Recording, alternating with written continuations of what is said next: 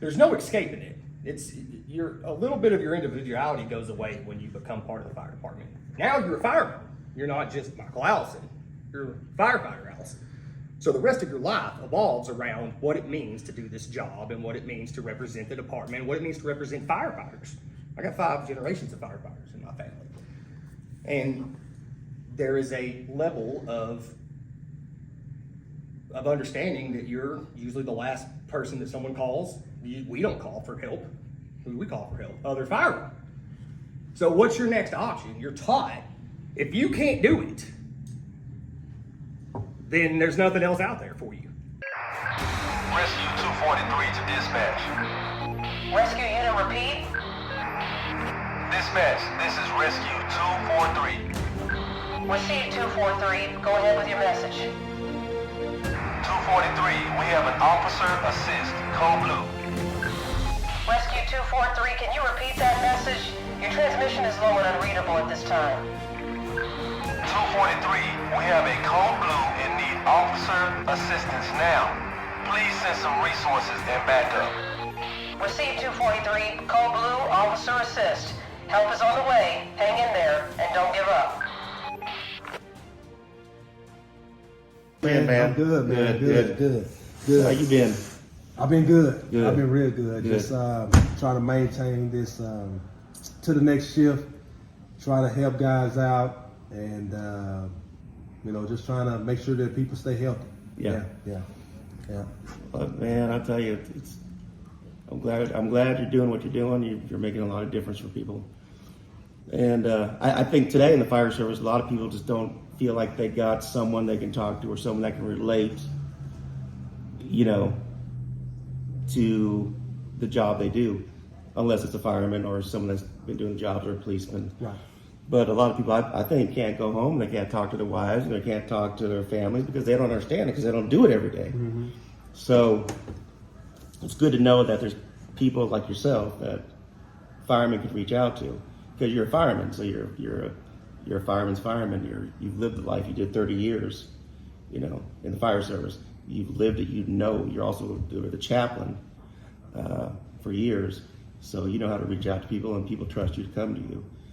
And I'm glad there's people like you doing this because I think from what I've seen, it seems like more people feel desperation and sometimes ultimately commit suicide.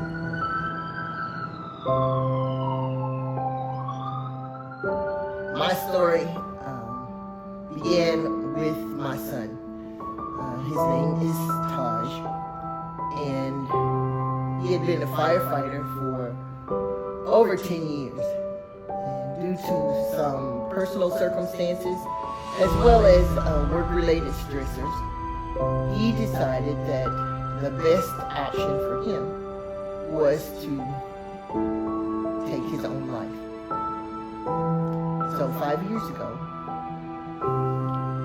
he said goodbye in a text, and my world was forever changed.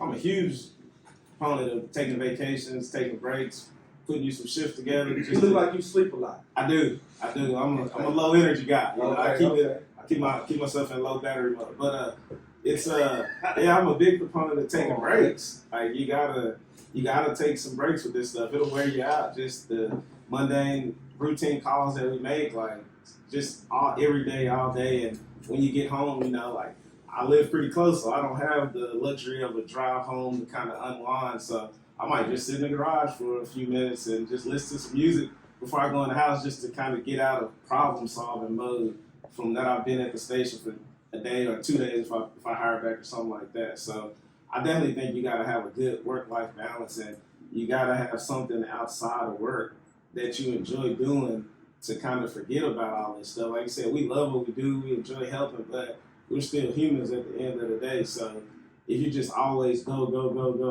then you neglected yourself and you just wear the wheels out. Anything else, it needs maintenance, it needs time off. So you got to treat your body the same way, and your mind and your spirit and all of that. I definitely align with that. I mean, like you said, problem solving mode. You're you're here, you're making calls, you're doing a job. You go home, and it's like you're sliding a different job. You got a baby there, you got a pregnant wife, this, that, they're starting a side job, whatever. It's just being deliberate and being intentional with your time to check in with yourself. Where am I at? Go fishing, go do whatever, but ask yourselves the question. Give yourself time to ask yourself the question of where am I at? How am I doing? Who do I have support-wise to talk to? Is anyone checking in on me? We're just starting there, but yeah, definitely creating some time to have some empty mind space to just process X, Y, Z. Where am I at? We're here to take care of everybody else, but we can't take care of our own self because we feel that's not our role. Our role is to take care of other people, so take care of yourself.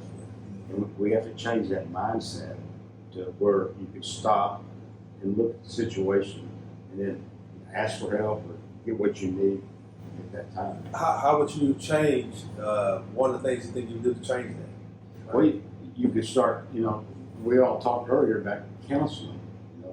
There's no shameful in going to counseling. Counseling helps you, Been there myself, and so it allows you to talk through your things. It allows you to get some suggestions how to work through your problem you have, and then you can periodically continue to go to counseling. You don't have to go every week. You can go every month or every 3 months. Just check in. Keep that. Keep your line of sight the way you want to go. Head that way.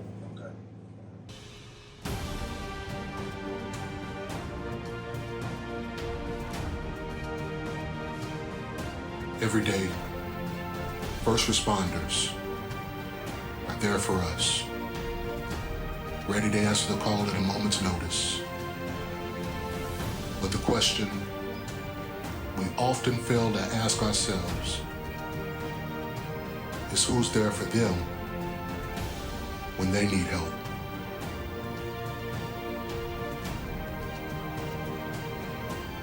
Don't leave them hanging.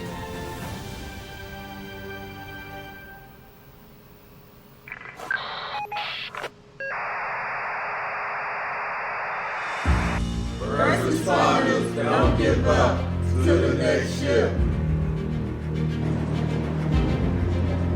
First responders, don't give up to the next shift. Hey, first responders, don't ever give up to the next shift.